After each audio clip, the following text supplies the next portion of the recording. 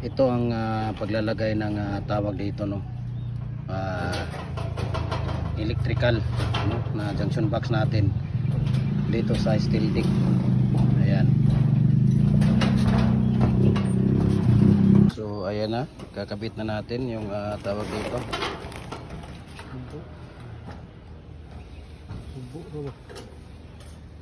Dili na kuya, insakto na to siya. Sige, butangin dito sa pikas. Ayaw, katong ka ganina, insakto na to imong gibuhat. Katong ka ganina imong gibuhat, insakto na to kuya. Diha, butangin din sa pikas pod. Diri sa katbang niya butangi, ingon anak gyapon. Ang atbang niya butangi. Ayaw, ay naghihigot. Butangi sa atbang kuya. Diha, butangi sa atbang diha. Sige, kana din mo ikuan. Yan. Kana mo i-anak diha. Diba ko kabalik basta yung spice. Unsa na? Ayaw sag.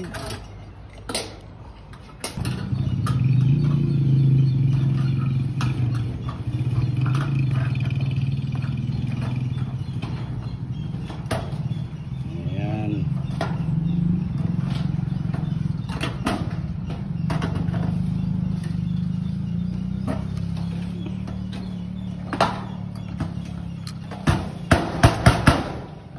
Pwede naman yung mga putlong kuya. So papakita natin, no, ang pag-install natin ng ating junction box sa steel dick natin. Ayan, para may idea kayo at makita ninyo. Okay. Ayan.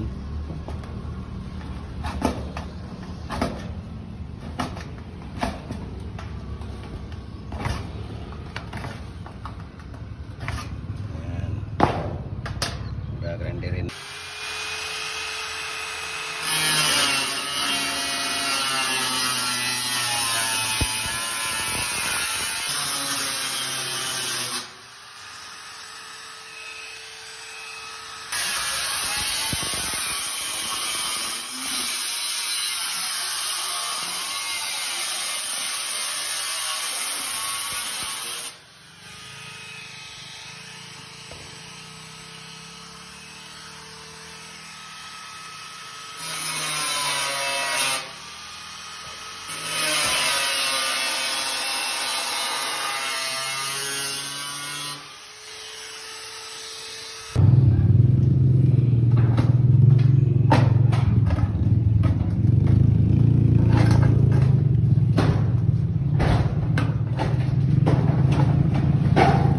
Kailangan natin iangat yung harap, tapos yung apat lang yung iharap natin, no, ay angat,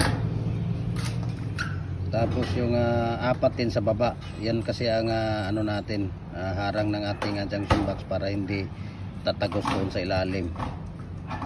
Ayan. So yan po ang ating paglalagay ng junction box sa steel decking. Okay.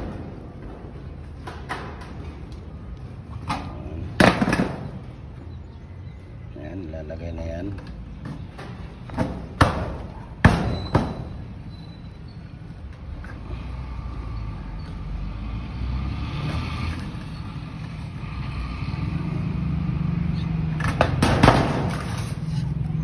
Tapos lagyan ng tawag dito tie wire, ikot tali dyan. Okay. Sa tali naman dan sa ayan,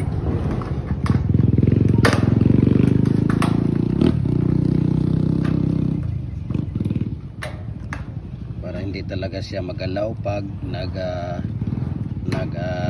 pouring tayo. Okay.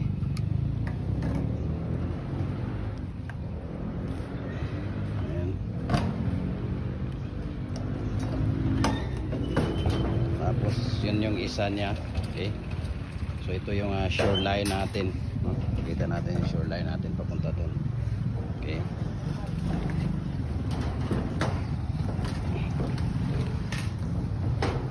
So ayan, nakakabit na natin yung isa. Okay.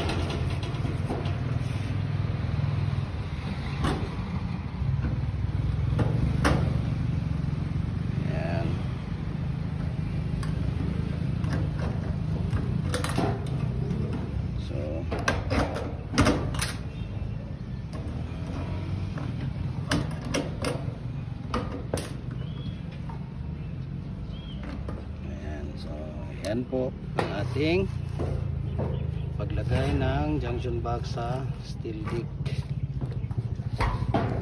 So siguraduhin lang na yung mga butas ay lagyan ng tape, no? Lagyan nyo ng masking tape or kahit anong ilalagay ninyo dyan para hindi siya malagyan ng pag naglagay na tayo ng piping dyan, no? So wala pa tayo, hindi pa tayo naglalagay ng piping, saka na tayo maglalagay ng piping pag mayroon na tayong mating dito sa ating flooring. Ayan, para mayroon tayong kapitan ng ating PVC, electrical PVC pipe, no?